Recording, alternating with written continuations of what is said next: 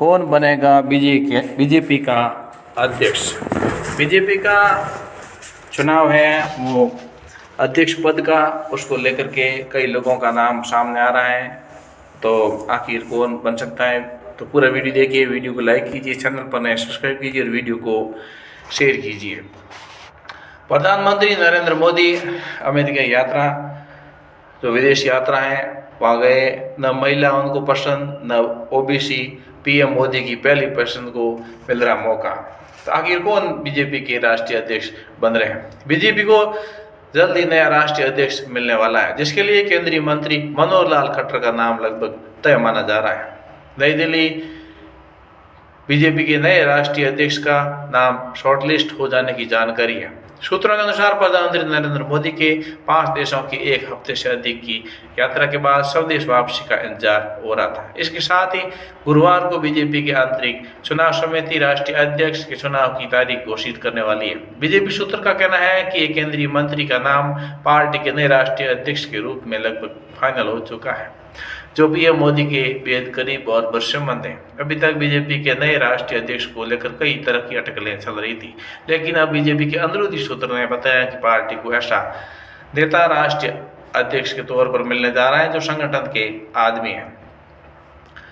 BJP के एक वरिष्ठ पदाधिकारी ने नाम नहीं छापने की शर्त पर बताया कि ऑनलाइन खास बातचीत में बताया, और गुरुवार शाम को पार्टी के राष्ट्रीय चुनाव अधिकारी ओबीसी मोर्चा अध्यक्ष डॉक्टर के लक्ष्मण की अगुवाई में बैठक हो रही, जिसमें चुनाव तारीखों का औपचारिक मुहर लगेगी।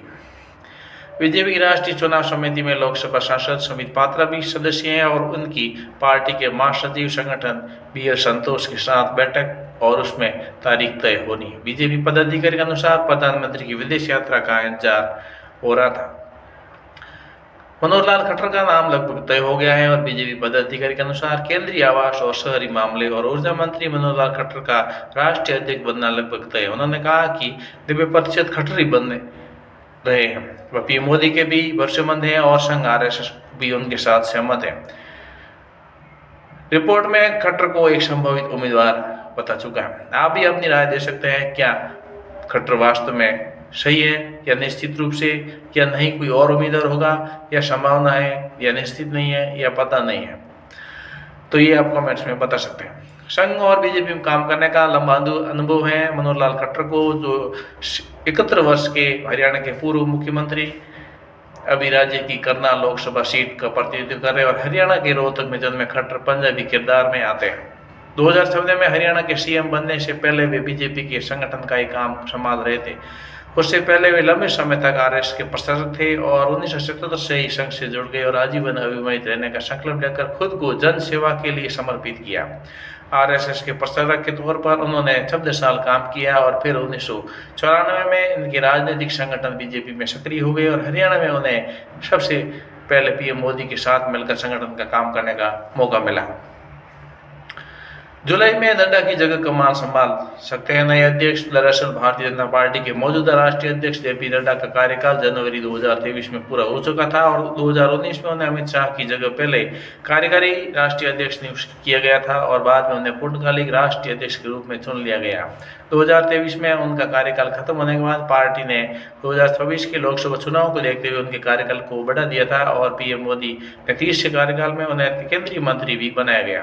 तब लगा कि उन्हें राष्ट्रीय अध्यक्ष की जिम्मेदारी से जल्दी मुक्ति मिल जाएगी, क्योंकि बीजेपी में एक अन्य व्यक्ति पद की व्यवस्था का प्रश्न है। लेकिन इसके बाद एक एक करके विधानसभा चुनाव होते गए और नड्डा अपने पद पर बने रहे।